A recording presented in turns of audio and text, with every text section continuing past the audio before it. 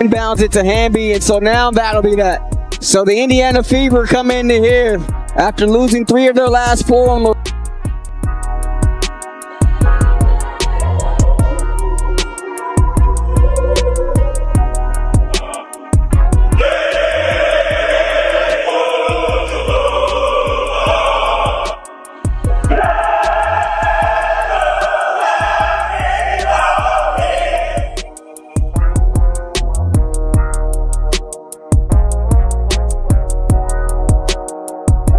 The Indiana Fever just pulled off their toughest win of the season, but it nearly slipped away.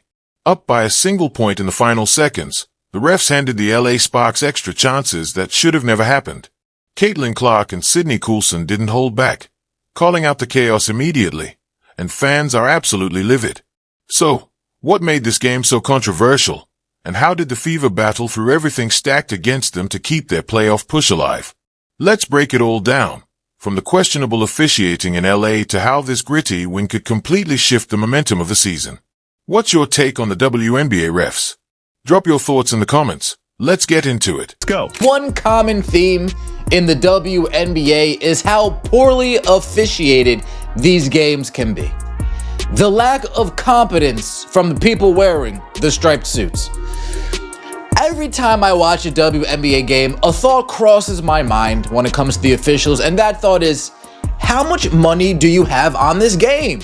Why did the last few seconds of this Fever vs. Sparks showdown feel like they lasted forever? Because in just 3.9 seconds of game time, the referees managed to stretch out what felt like an eternity, and nearly robbed Indiana of their biggest win of the season. The Fever were hanging onto a razor-thin 76-75 lead. The arena was electric, and both squads knew this wasn't just another game. With Indiana clinging to 6th place and Los Angeles just 2 spots behind in the standings, a single possession could shift the entire playoff race. Inside Crypto.com arena, every dribble, every whistle carried weight, and somehow, the whistles just kept coming. Man, I'm talking about right at the end of the game when the nonsense was being called and cheating was being speculated, right? Everybody was looking like how Caitlin Clark was looking by the end of that game last night with the Indiana Fever and the Los Angeles Sparks. Everybody was looking just like this, man. What in the world was going on? It began with the Sparks scrambling for one last chance to steal the game. But instead of letting the play unfold naturally, the refs incited themselves again and again. The clock reset in ways that didn't make sense. Contact was called on one end, but swallowed on the other. And every time Indiana made a stop, whether it was a deflection, a forced turnover, or perfect defense, Los Angeles somehow ended up with another inbound. These weren't long stretches of play, but each whistle and reset dragged the moment out, turning seconds into minutes and making the whole thing feel blatantly one-sided. Fans were left asking the same question. Just how many lifelines were the Sparks going to get? Let's take a look at this. All right. Now, it was 0.6 on the shot clock when this happened, okay? They had the ball, they were running around. I thought the game was over here, honestly. I thought the game was over, but they ended up calling the foul, saying, oh, the game is still going on. All right, whatever. They got the foul. Cool. So, Kelsey Mitchell, she goes to the free throw line, right? And she missed both of them. Now, I think Kelsey Mitchell should have made both of them, all right? At least one of them. But she missed both of them. In the middle of that draining sequence, Alia Boston delivered the defensive play of the night, snatching the ball away when the Sparks tried to muscle it inside. Indiana sprinted the other way, and Kelsey Mitchell drew a foul, stepping to the line with just 0.4 seconds left. Her first free throw rimmed out, but with so little time remaining, the game should have been over. Instead, the officials intervened yet again, gifting Los Angeles another inbound with just 0.1 seconds on the clock. That single decision sent Fever fans into an uproar online. After all, how can any team possibly execute a real play with less than the blink of an eye? But man, there is no way. Right at the end of the game, you should be on top of it. You telling me you're not paying attention to when some hands touch that ball? Come on, man. And then to reward them with the timeout, like, fam, that's crazy work. Look, Caitlin Clark, like, what is going on here? She's like, no. Look, Kayla ready to run the floor, fam. She's like, no. What is this, man? What is this nonsense? And this wasn't just Fever fans being paranoid. All season long, the WNBA has been plagued by bizarre late-game decisions, strange clock management, soft whistles in crunch time, and endless trips to the replay monitor that only create more confusion. Indiana simply felt like the newest victim of a larger trend that points to either incompetence from officials or something far worse. Social media exploded the moment that 0.1 inbound went up, with clips spreading across timelines and fans accusing the league of embarrassing itself all over again. 0.1 on the shot. 0.1 on the shot clock, fam. What are we doing? What are we doing, man? I mean, this is nonsense. How do you even have time to do anything? How do you even have time? But the Fever refused to break. No matter how many chances Los Angeles was handed, the Sparks couldn't cash in, and Aliyah Boston made sure of it by holding her ground at the rim. The ball bounced harmlessly away, and this time the buzzer finally sounded for good.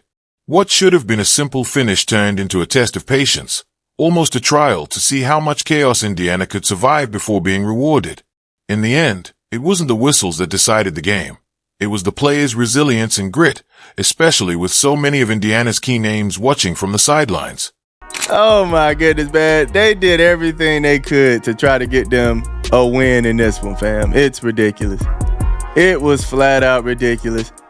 How does a team missing its brightest star and 3 other rotation players still manage to win a game that could swing the playoff race? That's exactly what Indiana pulled off against the Sparks.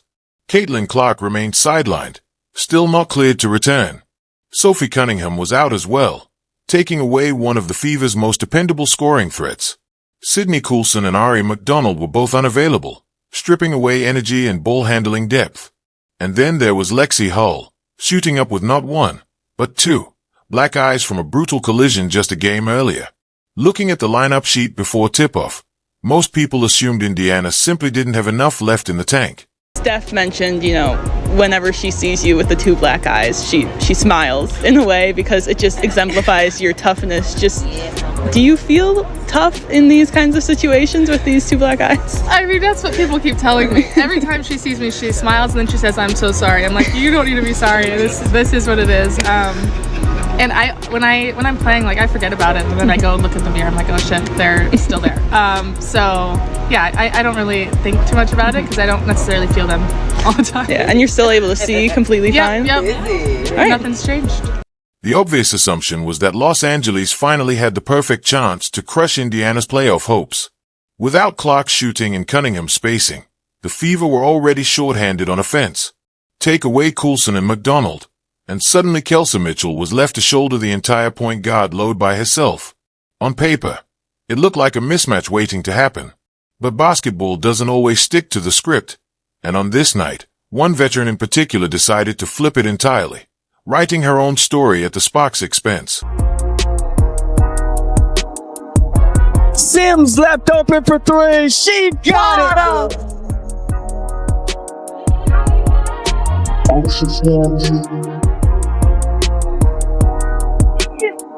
Offensive rebound. Sims the runner.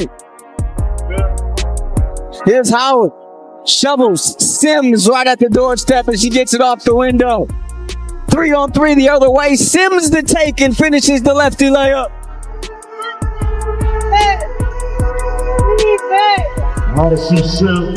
Odyssey Sims has worn a lot of jerseys in her career, including the Sparks colors earlier in her journey. But on this night, she turned into their worst nightmare. Sims poured in 21 points, relentlessly carving out lanes to the rim, and when the Fever desperately needed steadiness down the stretch, she answered with the final 5 points herself. That clutch burst sealed the game, giving Indiana just enough cushion to withstand both the Sparks and the referees.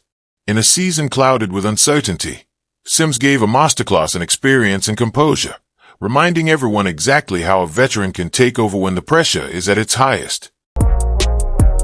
Sparks started the game on a 7-0 run. Here's Mitchell.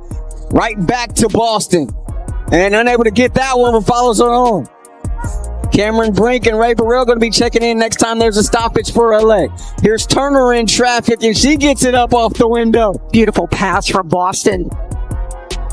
7 on the shot clock. Mitchell turning the corner. Jump stop in the lane, loses the ball. Brink throws it right to Boston. Easy layup. Meanwhile, Aaliyah Boston once again proved why she's the unquestioned anchor of this franchise. Her box score didn't just list points and rebounds. It reflected complete dominance on both ends of the floor. Defensively, she owned the paint, forcing the Sparks into awkward, rushed shots and ripping down rebounds even through double teams. On offense, whenever Indiana stalled, Boston steadied the ship with tough post work, hard screens, and second chance opportunities. Without her presence, that chaotic fourth quarter likely would have ended in heartbreak instead of a statement win. Sims. They kick it out. Hole of 3. Big bucket from Lexi Hull. And then there was Lexi Hull, logging heavy minutes while still swollen and bruised, yet embodying the Fever's toughness. She was everywhere, diving for loose balls, hustling back on defense, and keeping the floor spaced even when her own shots weren't falling. Indiana needed bodies, and Hull stepped up with the next woman up mentality that has defined this team.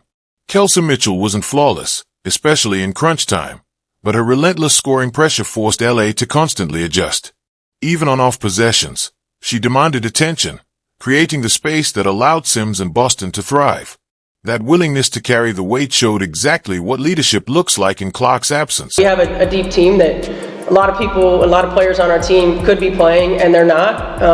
And that's a tribute to our depth, certainly, but also sometimes everybody wants to play, right? And I think the selfless nature of this group just can't be overstated. And that's why we're able to be in positions like this that we're able to be in. Head coach Stephanie White stitched together rotations built on grit and defense, and the Fever responded by scrapping for every inch. This wasn't just survival. It was proof that Indiana can thrive even while shorthanded. And with reinforcements on the way, the thought of what this team looks like once Caitlin Clark rejoins this battle-tested core brings a whole new kind of energy.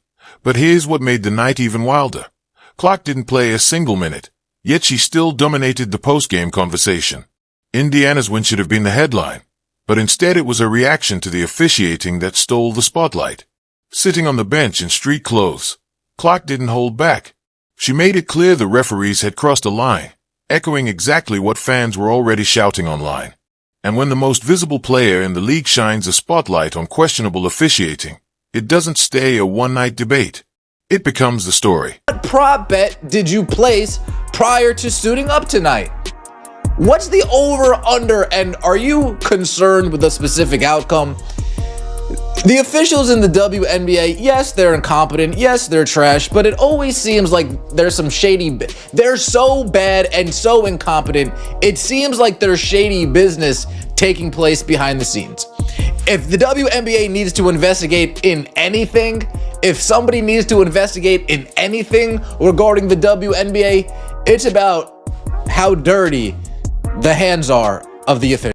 What Clark said wasn't just about one bad call. It was about a pattern of inconsistency players have been battling all season. And she wasn't alone in speaking up.